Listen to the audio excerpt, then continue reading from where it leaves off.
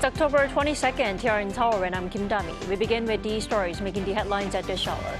Starting with the UN Security Council meeting on North Korean military support to Russia. South Korea and the United States raised concerns at the meeting, highlighting that such cooperation could have far-reaching consequences. North Korea called the speculation a complete rumor. And South Korea and NATO pledged tighter cooperation over the participation of North Korean soldiers in Russia's war efforts, with Seoul planning to send representatives to NATO for intelligence sharing. Israeli forces launched airstrikes across Lebanon on Sunday, targeting a group providing financial services to the Iran-backed Hezbollah. The UN Security Council convened to discuss the ongoing war in Ukraine and North Korea's suspected involvement. Despite growing worries globally, North Korea labeled the speculation a rumor. Moon Hye-ryun reports. Concerns over reports that North Korea is sending troops to fight alongside Russia in Ukraine are being voiced in the international community. South Korea's ambassador to the United Nations told the UN Security Council on Monday that Pyongyang's expected involvement as an active belligerent could have consequences for all. This is not merely an attack on the very integrity of the Security Council sanctions regime. It is a blatant attempt to undermine peace and security, not only in Europe and in Northeast Asia, but also across the entire globe. Ambassador Hwang Jung-kook went on to deliberate how the regime would be expecting its support to be duly paid in turn by Moscow through military or financial assistance. The United States also told the 15-member council that the development was dangerous and highly concerning and was preparing its response. We are consulting with our allies and partners on the implications of such a dramatic move. U.S. Ambassador Robert Wood suggested that if the Kremlin was turning to North Korea for manpower, it would be a sign of desperation and a consequence of the losses it is suffering during its campaign against Ukraine. The White House has also reaffirmed that it will be releasing a statement in the next couple of days. North Korea, on the other hand, rejected the claims regarding military cooperation with Russia as baseless rumors at the UN General Assembly meeting on the same day and said that the regime did not feel the need to respond as a result. The UN Secretariat commented that the UNSC would be responsible for determining whether Pyongyang's alleged deployment of troops to Russia violates sanctions. South Korea's spy agency said last week that North Korea had already sent 1,500 Special Forces troops to Russia for training and released 3 satellite images to back up the claim over the weekend. Ukraine followed up with its own evidence in the form of a video showing soldiers lining up to receive their uniforms and equipment while speaking Korean, and a questionnaire that appears to have been prepared by Russia for North Korean soldiers for their military uniform measurements. Ukrainian President Volodymyr Zelensky further reiterated his call for decisive action from Western allies. Moon Hye-ryun, Arirang News. South Korea and NATO are closely following the much-speculated deployment of North Korean manpower to Russia, and they'll continue to do so through tighter intelligence sharing. Our top office correspondent Kim Do-yeon has the details. South Korea is set to send representatives to NATO to share intelligence on North Korea's deployment of its units to support Russia's invasion of Ukraine. According to a statement from the presidential office on Monday, President Yoon Suk-yeol and NATO Secretary General Mark Rutte spoke on the phone in response to the deployment, and Rutte requested that South Korea send representatives to NATO. This comes after South Korea's National Intelligence Service confirmed the enhanced military cooperation between Moscow and Pyongyang, although as yet it is the only official institution to do so. Russia and North Korea are denying the move while the U.S. Pentagon has yet to confirm it. The statement said that Yoon repeated his message from last week that South Korea won't sit idly by as the deployment threatens peace on the Korean peninsula as well as the world. He also said the situation reaffirms that security in the Indo-Pacific and the Atlantic regions are inseparably linked, while calling for enhanced cooperation between Seoul and the alliance. Secretary General Rutte, according to the statement, responded by saying that NATO is ready to actively cooperate with South Korea on this issue. He also placed this on his X account after the phone call, saying that, quote, North Korea sending troops to fight alongside Russia and Ukraine would mark a significant escalation. According to the statement, the two leaders also agreed to expedite the process to include South Korea in the NATO's Battlefield Information Collection and Exploitation System, the so-called BICES. This would allow the two sides to share intelligence more safely and efficiently. Kim Do-yeon, Arirang News. Israel has carried out more airstrikes in the Lebanese capital, this time targeting a financial institution linked with Hezbollah, while U.S. Secretary of State Antony Blinken makes another trip to the Middle East before the elections. Lee Seung-jae reports. Israel launched airstrikes against Beirut on Sunday evening, targeting branches of a financial institution linked with Iran-backed Hezbollah. According to the Israeli military, it targeted money held by the Al-Qard Al-Hassan Association, which offers financial services to civilians in regions where Hezbollah has strong support. The airstrikes also targeted branches located in southern Lebanon. Israel and the U.S. have accused the association of being a cover for the militant group to fund its activities. Meanwhile, U.S. Special Envoy Amos Hochstein said Washington is working on a plan to end the conflict between Israel and Hezbollah for good, as the Biden administration looks to prevent the situation in the Middle East from spiraling out of control.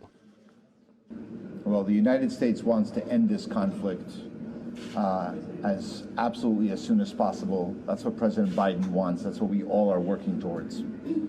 And what I just said, what we're working with the government of Lebanon, the state of Lebanon, as well as the government of Israel, is to get to a formula that brings an end to this conflict once and for all.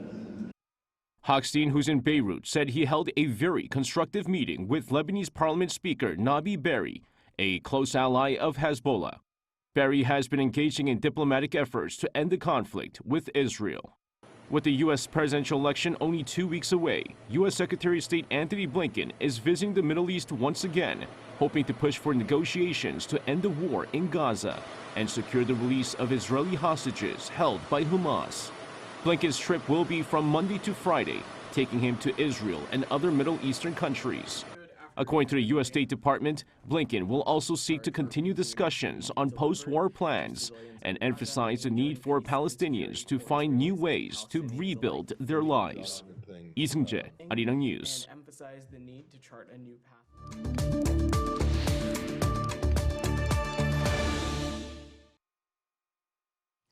We are just 2 weeks out from the U.S. presidential election.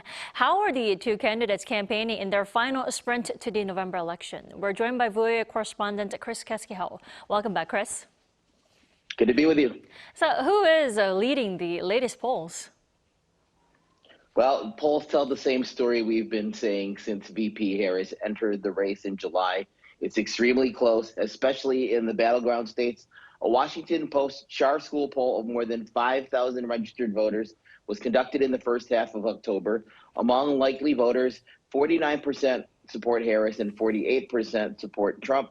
Trump's strongest in Arizona, where he holds an edge of nearly 3 points among likely voters, and Harris runs strongest in Georgia, where she has an edge of 4 points among likely voters. But it's important to note that these numbers are within the margin of error, meaning that the race, for all intents and purposes, is a statistical tie, especially in those battleground states.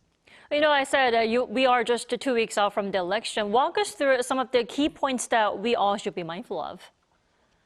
Well, the election is already underway in many states. A new USA Today Suffolk University poll shows the vice president is leading the former president by a nearly 2-to-1 margin among those who have already voted. It's 63 to 34%. Now, that preference turns around among those who plan to wait until Election Day, November 5th, which is 2 weeks away from now, with Trump ahead 52 to 35% among those voters. Now, among those who have already voted in these early voting states, 1 in 5 volunteered that abortion rights and women's rights was their most important issue, second only to the economy and inflation. Now, the early turnout among Harris supporters carries some advantages for Democrats, according to analysts. Director of Suffolk's Political Research Center, David Paleologo, said, first, large Harris voter leads are being banked every day. And second, it gives the Harris campaign some time to persuade Election Day voters, and that includes appeals to some previously reliable Democratic voters who have slipped, in the latest polling, like young Black and Latino men. Well, escalating tensions over in the Middle East will inevitably play a significant role in the election. Harris is calling for a ceasefire in Gaza, whereas Trump is arguing Israel should target Iran's nuclear facilities. So let's talk about that. Yes, Trump said when he spoke to reporters on Sunday that he had a very nice call with Israeli Prime Minister Benjamin Netanyahu on Saturday. And he said that Netanyahu was asking what he thought. And Trump said that he said, you do what you have to do, is what he told Netanyahu. Now, Vice President Harris on Saturday repeated her call for a ceasefire in Israel's war against Gaza and said it was important to seize the opportunity provided by the killing of Hamas leader Yahya Sinwar, who was the mastermind of the October 7th attack. Now, the Arab American Political Action Committee said last week it will not endorse neither Vice President Kamala Harris nor Republican former President Donald Trump, citing what it called their blind support for Israel's wars in Gaza and Lebanon. The November 5th elections will mark the first time that this Arab American Political Action Committee has chosen not to endorse a candidate since the group's founding in 1988. And it usually endorses Democrats. And this could make a difference in a state like Michigan, where the Arab American voting population is about 300,000.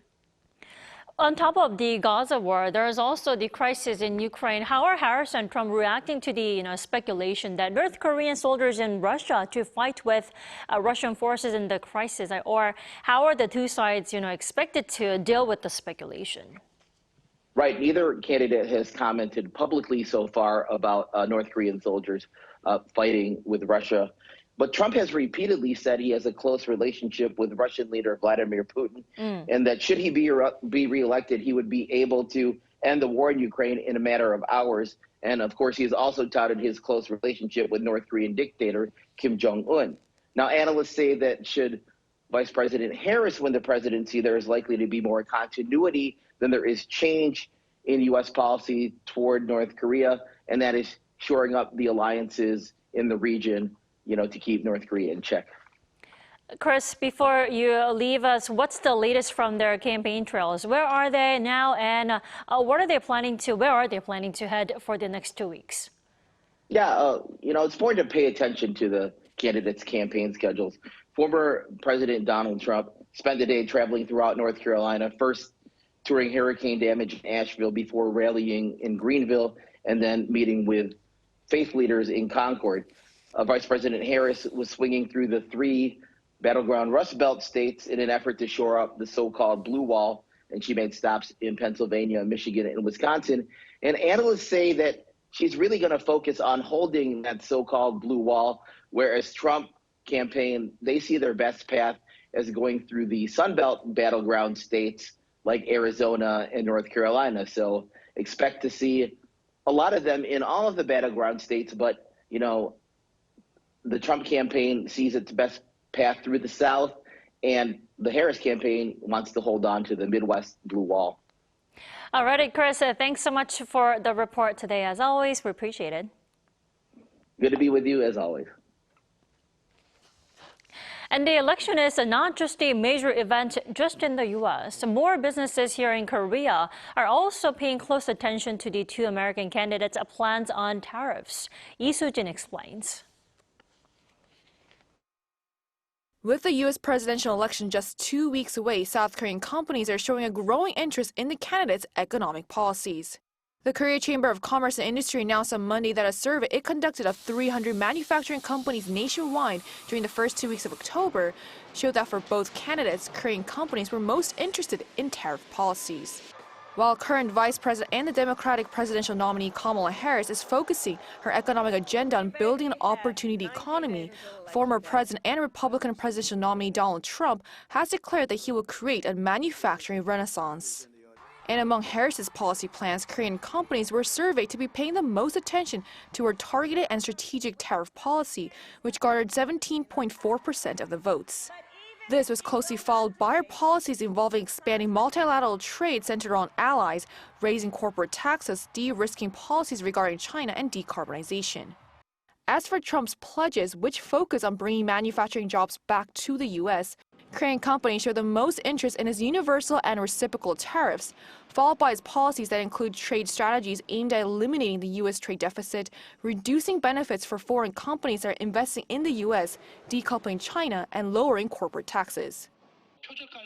Harris targeted tariff aims to raise tariffs only on the sectors in Korea that have a large impact on the U.S. economy, while Trump's tariffs seek to hike tariffs by 20% on a broad range of sectors. He added that this is why for Korean companies it is more beneficial for Harris to become president. And this comes amid growing concerns about rising protectionism worldwide. The Korea Trade Investment Promotion Agency reported 13 additional import regulation measures targeting Korean products in the first half of the year. The KCI said that because of the U.S. election's significant impact on global exports and supply chains, the government and companies need to work together on a strategy that will maximize national interests. 이수진, 아리랑 뉴스.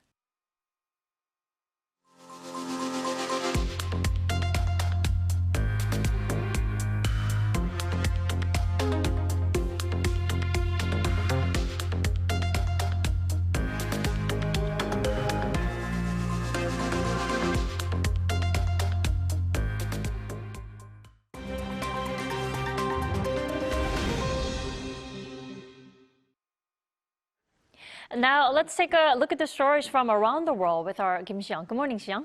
Good morning, Dami. Let's start today's with the Brics summit hosted by Russia. What's on the agenda?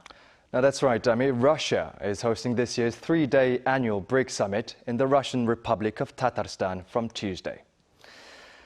Now, amid heightened geopolitical tensions, Brics, a group designed to bring together developing countries to challenge Western dominance, will kick off its largest summit yet in the city of Kazan, with 5 new member states this year. China's Xi Jinping, India's Narendra Modi, Turkey's Recep Tayyip Erdogan, and UN Secretary-General Antonio Guterres and 24 state leaders are expected to attend, including the newest members, Egypt, Ethiopia, Iran, Saudi Arabia, and the UAE. And despite speculation that the Ukraine war and an international arrest warrant would isolate Putin, more countries are seeking membership, with Turkey, Azerbaijan, and Malaysia already having made formal applications. The first ever summit of Brics Plus will likely discuss wars in Ukraine and the Middle East and improving economic and cultural cooperation within the bloc. Now, Russia's President Vladimir Putin is set to hold multiple bilateral talks on the sidelines, with speculation that Russia's use of North Korean troops for its war in Ukraine will be on the agenda.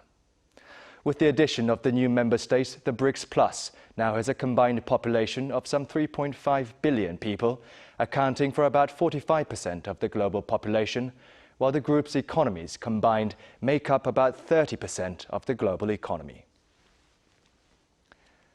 Tech billionaire and the world's richest man, Elon Musk, promised on Saturday to give away $1 million each day until the November 5th US presidential election to a lucky winner from those who have signed his online petition. Now, 3 winners have already been announced. The petition, created by Musk's campaign group America PAC, which was set up to support Republican Donald Trump in the upcoming presidential contest, is one that supports the First and Second Amendments of the U.S. Constitution, free speech, and the right to bear arms. America PAC's petition was created to encourage voters in 6 swing states, Georgia, Nevada, Arizona, Michigan, Wisconsin, and North Carolina, to sign and refer the petition to other voters, where a sum of up to $100 is promised for each referred signatory in some states. Now, the legality of Musk's offer for voters is being questioned, with Pennsylvania's Democratic Governor Josh Shapiro calling on law enforcement to investigate the action on Sunday. Australian Senator Lydia Thorpe heckled Britain's King Charles on Monday at a parliament reception for the monarch in Canberra, accusing him of committing genocide against the Australian people and saying she does not accept his sovereignty. Now she shouted, "You're not our king, you're not sovereign. You committed genocide against our people," as Charles finished a speech. Thorpe, an Aboriginal Australian independent politician and senator for Victoria since 2020, has made headlines before as an outspoken Indigenous rights activist. Lastly, Vietnam's Communist Party elected Army General Leon Gang as the new state president on Monday.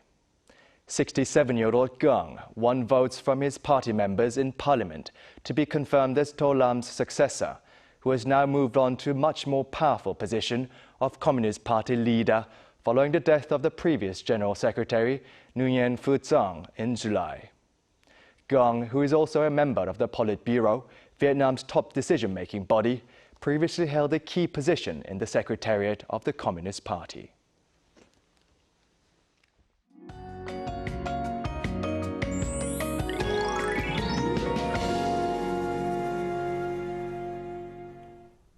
Autumn rain is soaking the entire country. It has not been raining much in the capital area, but parts of the south coast and Jeju are under a heavy rain advisory this morning, with rain pounding down 10 millimeters an hour.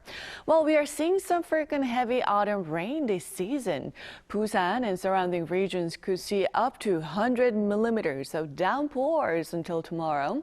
The central regions will see 10 to 60 millimeters. So please keep an umbrella handy today. Daily lows were nearly 5 degrees higher in most parts of Korea this morning. Then highs in the upper areas will be lower, topping out at 19 degrees or 18 degrees Celsius here in the capital. But southern provinces will see highs going 1 to 4 degrees higher, topping out at 23 degrees in Gwangju and Busan at 24 degrees this afternoon. Rain will let up from the west early tomorrow. Then we are expecting the chilliest morning of the season, topping out at 8 degrees here in the capital on Thursday morning. Well, with that in mind, let's take a look at the international weather conditions.